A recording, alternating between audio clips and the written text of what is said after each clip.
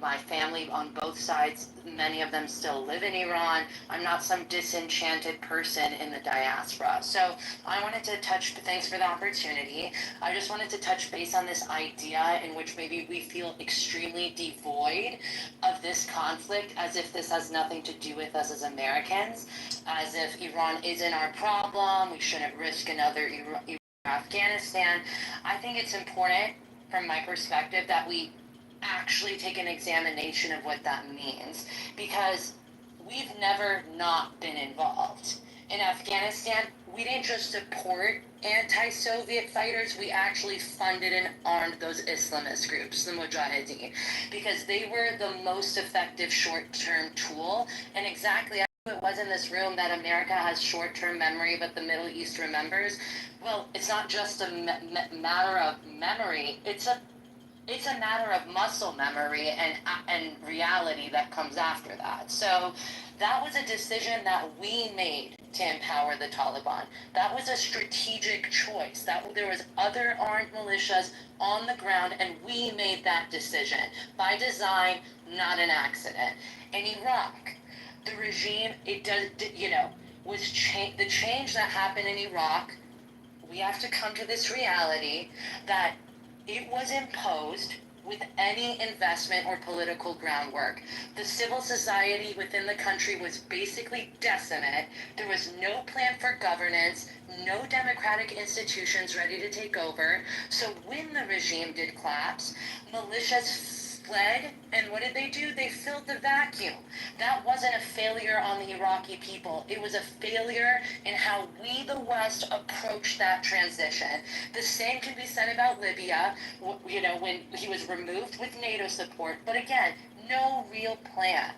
So this is what I want to say. Iran is often thrown, and I've heard it on this stage, I've heard it across Clubhouse, and it's sickening to me, quite frankly. It's thrown in the same pile. But let's not forget what we played in the 1979 revolution. It was not some pure people's uprising. The United States completely effed up that situation.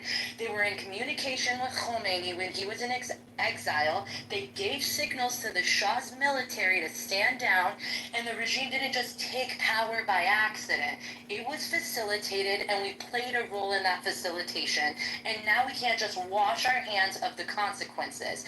Even now, people talk about, $100 billion? Well, that was their money. No.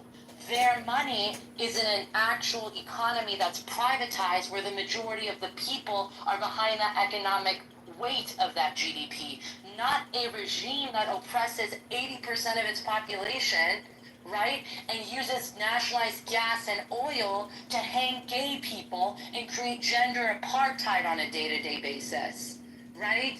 So what's happening in Iran today, it is fundamentally different, and I'm tired of this being used as some sort of fear-mongering tool, because, quite frankly, if there's honestly a little bit of racialization in it too.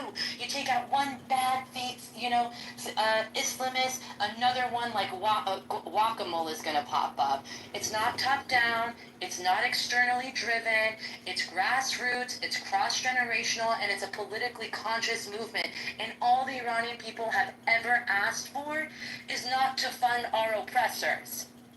That is all they have ever asked for. Back when Obama released that $100 billion, the Iranians were dying in the streets. They were dying, and all they were saying was, Obama, Obama, Yabama, Yaba Una, which means, Obama, Obama, you're with us or you're with them. So I think that hopefully this can widen the lens a little bit, and let's not be so quick to wipe our hands clean from the responsibilities that we also have played into this regime, and keeping this regime alive and normalizing interactions with this regime. Thanks. Roy, thank you. Listen, first of all, it's really, what